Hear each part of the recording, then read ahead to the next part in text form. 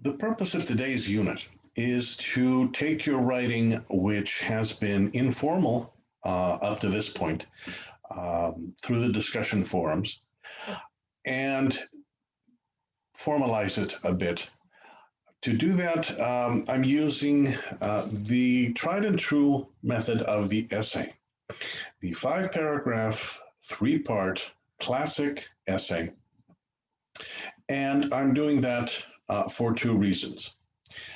One, if you are familiar with this format, the assignment should come easy for you. And if you're not, if you are a writer who is hesitant or insecure, this structure of the essay provides you with a blueprint that you can count on.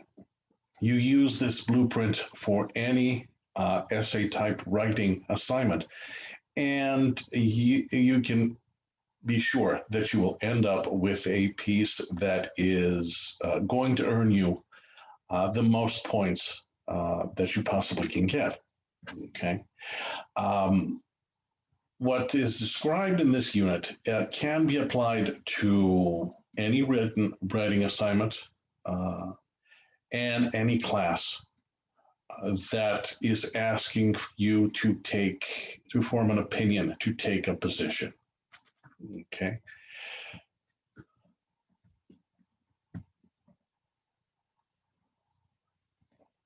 So looking at the main page of Unit 3, you will see that you're provided with several topics based on the works that you've read up to this point. And the structure for the short story essay is the same exactly as that for the upcoming play essay. Okay, for each one, you're going to be given several topics. The questions are at the bottom of the page here. And you're going to be asked to pick one. They are all set up in an argumentative mode. In other words, they're providing you with an issue that is described in one of the works, and they're asking you to agree or disagree, to take a stand pro or against, for or against, and to support that position with examples from the work. The basic structure for the essay itself, then, will be an introductory paragraph of at least 5 sentences, 3 body paragraphs of at least 15 sentences each, which also must have a mix of sentence types, and I'll talk about that a bit later, and a concluding paragraph that wraps up the essay and should be at least 3 sentences long. Okay, that's a standard amount. It's a good amount to develop the topic enough so that you don't leave your reader wanting for more. It's a good enough amount that it does not take over your life and have you writing for hours on end. It's a very easy format to create with. Okay. Of course, if you have more to say, longer is always acceptable. Now, shorter than these requirements here is going to be a problem. So always keep that in mind. When talk about a mix of sentence types here, I mean you have to have a piece of writing, a paragraph, that has sentences like Tom likes McDonald's, simple sentence. Tom likes McDonald's because he gets a Happy Meal, compound sentence. And Tom likes McDonald's because he gets a Happy Meal and plays in the playground, compound, complex sentence. Those three sentence types should be present in any kind of writing that you put together. Usually, a third of your writing should be simple, a third compound, a third compound complex.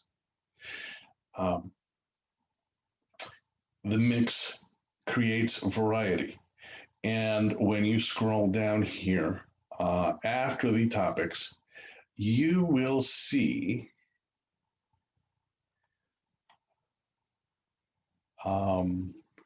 examples of what I'm talking about.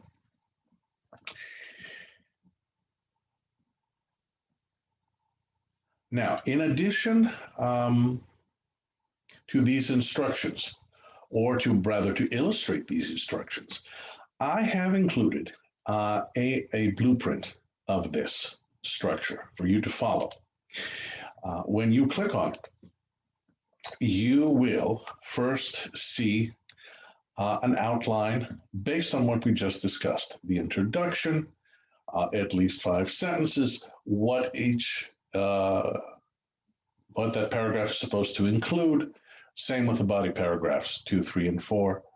Each body paragraph should have these points in it. Here's the conclusion, at least 3 sentences. The concluding paragraph should have these points in.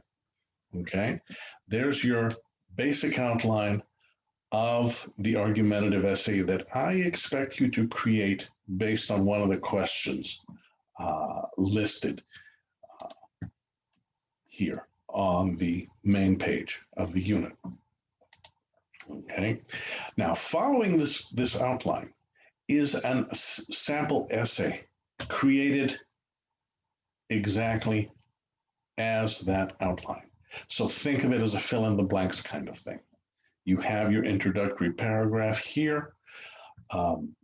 You have the introduction to the topic generally that starts off the essay. You follow it with a specific position that you're taking, okay, for or against, remember, and then 3 major reasons why you support the position you've taken. And the purpose of you writing this is to convince me, the reader, to agree with this position, okay? And the position has to be clear. I want you to either agree or disagree before or against the topic that you've picked, and to provide 3 reasons why. You list them here at the end of the introductory paragraph. The position and the list of the 3 reasons is what we call a thesis statement, or in argumentation, a proposition. Okay, this is the proposition that you intend to prove, okay, to me, to convince me to agree with you. When you look at each of the body paragraphs, each one is set up the same way, at least 15 sentences long. That's enough detail for you to make your point.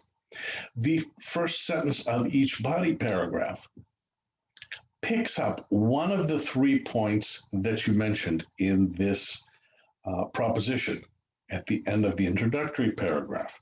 You do so with one of these words that's circled. This is called the transition word. It counts off each one of the topics in this sentence so that the reader knows exactly what you're going to be talking about. Okay, this is the writing that we do here in argument is expository writing.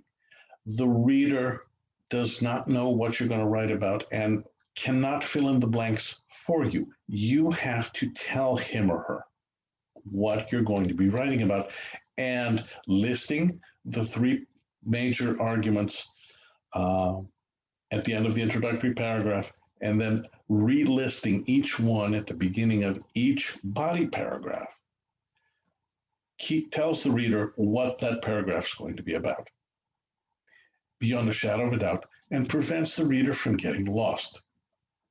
The transition helps you count off each one of these, so you know which one you're talking about. The first one that you mentioned up here, less work incentive.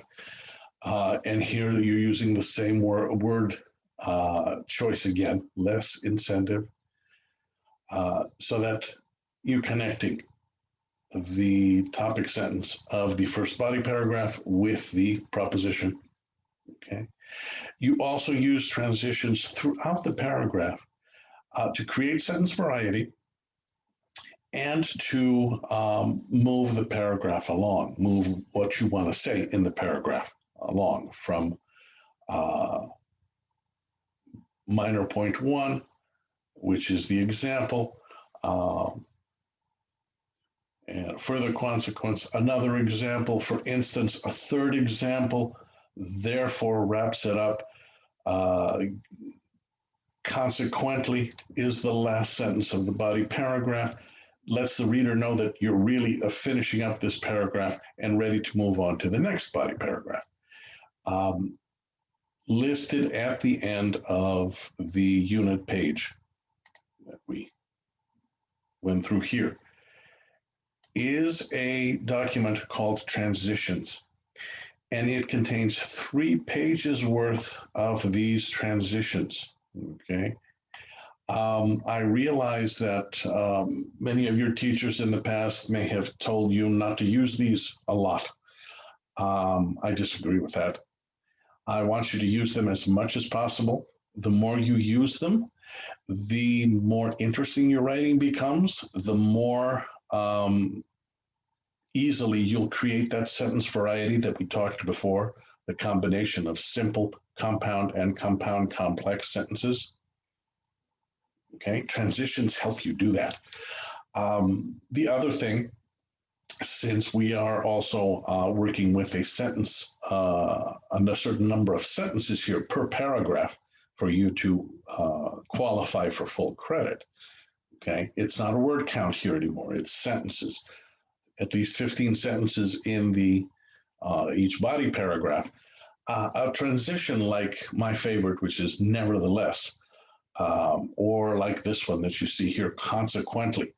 You type it, it takes up half the line. Okay. So neat little trick to fill the page with those transitions. So the second body paragraph set up the same way. Transition, picking up the second point from your proposition in the intro paragraph, another reason. Okay.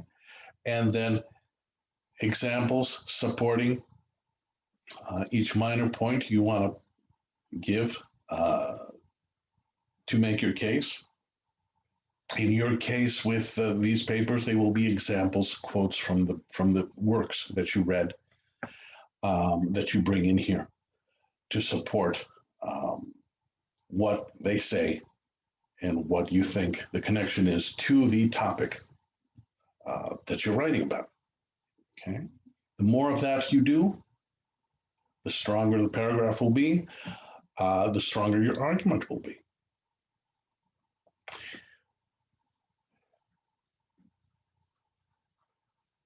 Now, all 3 paragraphs do that, and the concluding paragraph can bring in the opposing side. Okay. You can also bring the opposing side in each one of the body paragraphs if you choose to do so. But you turn it around to support your argument. For example, unlike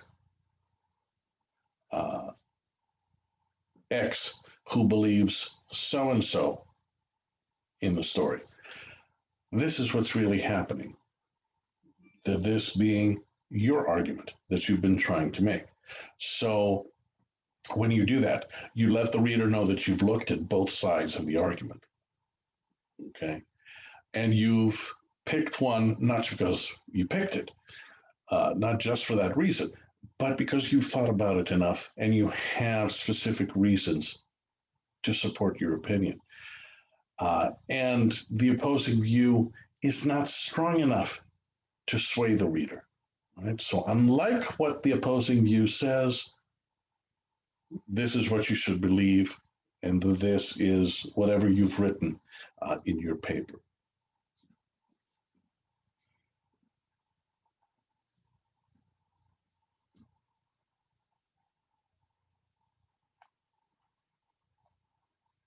So take some time at this point, stop the recording, read through this essay, read through the outline, read through the essay, and see how it's put together.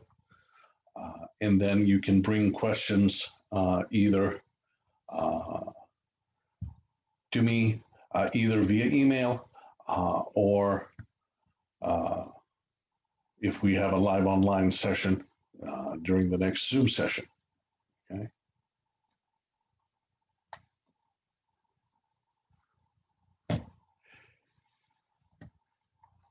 So once you've done that, the other documents I wanted to bring to your attention here that I've included examples of that you can use as much as possible is a document called Good Beginnings and Endings. And that document contains not one, not two, but 15 good ways that you can begin the first sentence of your essay. And none of those are a sentence that begins with the words "there are," which is the most boring sentence in the English language. If you look back at our example here, the first sentence of the sample essay is a question. Should colleges adopt a system of pass-fail grades instead of letter grades? Okay, and when you look at Good Beginnings, ask a question is number 2. Okay, that's one of the good beginnings. One of the 15 ways you can begin your essay. Also included, 6 bad ways to avoid, okay, that are common mistakes. And then the same for the concluding paragraph. 10 good ways to begin that ending paragraph that wraps things up, and 3 ways to avoid. As far as the title, every essay that you create can have a title. As far as I'm concerned, it's the last thing you do, okay, after the essay is complete. And it doesn't have to be anything fancy. It can just be essay number 1. As far as my assignments are concerned, I don't care. What I definitely insist on is that it's the last thing you do after you've written your essay.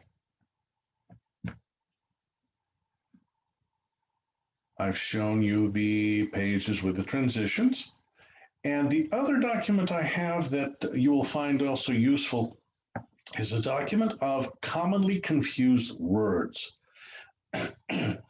And this document shows you the difference, and consider it a refresher course. This is stuff you should have learned already, but if you don't remember, this will come in very helpful. Things like the difference between accept and accept, advice and advise, affect and effect, and so on. 7 pages worth of this. Okay, lots of confused words that you can refer to anytime. All of these documents, you can download them by clicking this arrow to your computer and print them off. The print feature up here, like the syllabus, doesn't always work. Lately, it's been printing off only the first page of this document, so I would recommend you download it to your computer and then print it off, or save it to your flash drive. The other thing I have as a review is a basic overview of the argumentation essay structure. Introductory paragraph, the developmental or body paragraphs, and the concluding paragraph are the 3 parts of it. And each one has the following characteristics that you can review anytime you want. And hopefully this will help you create a great essay on one of the topics that are included here. You have 4 for the short story unit, and then you'll have several for the play unit that's to come afterwards.